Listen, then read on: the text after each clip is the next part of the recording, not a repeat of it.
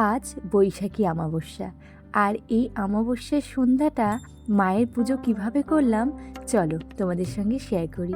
প্রথমত সন্ধে হওয়ার আগেই আমি এখানে একদম রেডি হয়ে গেছি। সকালে যেহেতু মায়ের পুজো হয়েছিল, তাই মন্দিরটাকে এখন খুব সুন্দরভাবে পরিষ্কার করব। মায়ের পুজোর জন্য ফল ফুল মিষ্টির সঙ্গে আজকে একটু দুধও আনা হয়েছে, কারণ মাকে আজকে একটু পায়েস বানিয়ে দেবো। এই দেখো আমার এখানে মন্দির একদম পরিষ্কার করা কমপ্লিট। মায়ের মন্দিরটা পরিষ্কার করলে দেখতে কি অপূর্ব সুন্দর লাগে সে কি বলবো। বাজার থেকে ফুল ফল মালা মিষ্টি আনলেও আজকে নাকি ফুলের দাম ছিল আকাশ ছোঁয়া। বাবা বাড়ি ফিরে বলছিল মায়ের মালা আনার সঙ্গে একটু কুচো ফুল চাওয়াতেই প্রত্যেকটা ফুলের পিস নাকি ছিল 2 টাকা করে। একটু গাঁদা কলকে আর জবা ফুলে দিয়েছিল, প্রত্যেকটা ফুল নাকি 2 টাকা করে পিস নিয়েছে। আমি শুনে তো অবাক, ফুলের দাম এত বেশি। রোজ জানো আমাদের গাছ থেকে প্রায় এক ঝুড়ি ফুল হয়, তার মধ্যে তো জবা কলকে থাকে অগুন্তি। তাই এখন যেহেতু ফুলের দাম এত শুনে একটু অবাক হওয়াটাই স্বাভাবিক। একে একে আমার মন্দিরের সমস্ত কাজ হয়ে গেছে। এবার মাকে একটু সিঁদুর অশ্বগন্ধা পরিয়ে নিচ্ছিলাম, সঙ্গে আমার মন্দিরে থাকা সমস্ত দেবদেবীকে আমি খুব সুন্দরভাবে শৃঙ্গার করে নিয়েছিলাম। এবার বাকি ছিল মাকে আলতা পরানো।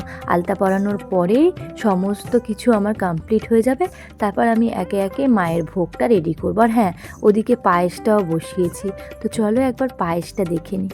এখানে আমার পায়েসটা প্রায় হয়ে এসছে। আর আমি বরাবরই একটু লাল পায়েস খুব ভালোবাসি, সেটা কাউকে খাওয়াতে বা কারোর ভোগের প্রসাদ হিসেবে দিতে। লাল পায়েস আমার বরাবরই বড্ড পছন্দের, তাই আমি পায়েস বানালে লাল পায়েসই বানাই, হোক না সেটা গুড়ের বা বাতাসার। মায়ের জন্য আজকে লাল বাতাসার পায়েস বানিয়েছিলাম। তারপর আমি এখানে ফল কেটে নিচ্ছিলাম। ফল কাটা কমপ্লিট করে আমি এখানে ফল মিষ্টি দিয়ে মায়ের ডালাটা সাজিয়ে নিয়েছিলাম। আজকে ভাবলাম একটা ডালার মধ্যেই সমস্ত দেবতাকে একসঙ্গে ভোগ নিবেদন করব। এবছরের শুরুতে এই প্রথম মাকে আম দেওয়া হচ্ছে।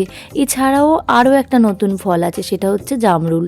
বছরের শুরুতে মাকে একে একে আমরা যে ফলটাই আগে খাই সেটা মাকে ভোগ হিসেবে নিবেদন করি। তো নতুন ফল হিসেবে বৈশাখের প্রথম বাড়িতে এসেছে আম, আর সেটা মাকে দেয়া হলো, সঙ্গে রয়েছে জামরুল।